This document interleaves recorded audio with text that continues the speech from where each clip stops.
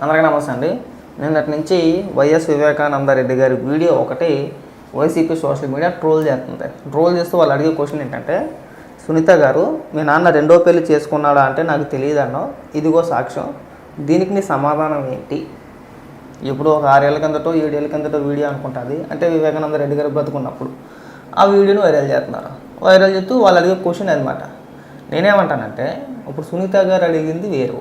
సునీత గారు చెప్పేది ఏంటి? వాళ్ళ నాన్నగారిని ఎవరు చంపేశారు, దాని వెనకాతల జగన్మోహన్ రెడ్డి ఉన్నాడు, అవినాష్ రెడ్డి ఉన్నాడు, అవినాష్ రెడ్డిని జగన్మోహన్ రెడ్డి కాపాడుతున్నాడు, హత్య చేసిన వ్యక్తుల్ని జగన్మోహన్ రెడ్డి ముఖ్యమంత్రి హోదాలో ఉన్న కాపాడడం ఎంతవరకు కరెక్ట్? వీళ్ళకి మళ్ళీ ఓట్లు వేయమాకండి, వీళ్ళ హత్య రాజకీయాలు చేస్తున్నారు, మళ్ళీ వీళ్ళ అధికారంలోకి వస్తే కనుక రాష్ట్రంలో ఉన్న ఎవరిని బ్రతకనివ్వరు అని ఆవిడ చెప్తుంది. ఎందుకంటే సొంత కూతురు కాబట్టి తండ్రిని చంపిన వాళ్ళకన్నా కోపం ఉంటుంది ఖచ్చితంగా. ఇక్కడ అది దానికి సమాధానం చెప్పడం అనేసి మీ నాన్నగారు రెండో పెళ్లి చేసుకున్నాడు, ఇదిగో వీడియో, దీనికి సమాధానం చెప్పు అంటే ఇక్కడ మనిషిని చంపేసినా పర్వాలా, దానికి సమాధానం చెప్పరు.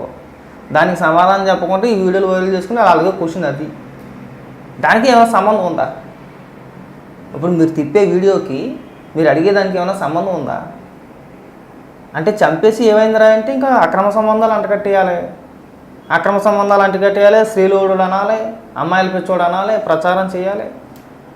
మళ్ళీ జగన్మోహన్ రెడ్డి సొంత బాబాయే అయినా మీకు బాబాయ్ అసలు ఎక్కడ ఉన్నాయి లేవచ్చు.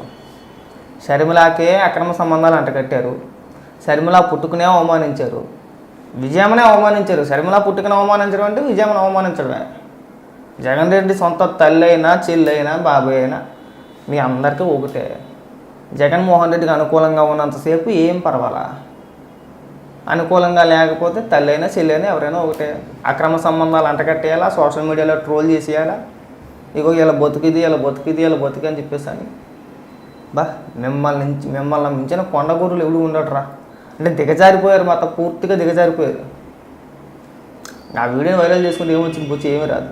ముందు వివేకానంద రెడ్డి గారిని చంపింది ఎవరో, అందులో అవినాష్ రెడ్డి పాత్ర ఉందా లేదా, అవినాష్ రెడ్డిని కాపాడుతున్న జగన్మోహన్ రెడ్డి పాత్ర ఎంత ఉంది ఆ హత్యలో, దానికి సమాధానం చెప్పండి. సునీత గారు అడిగేది అదే.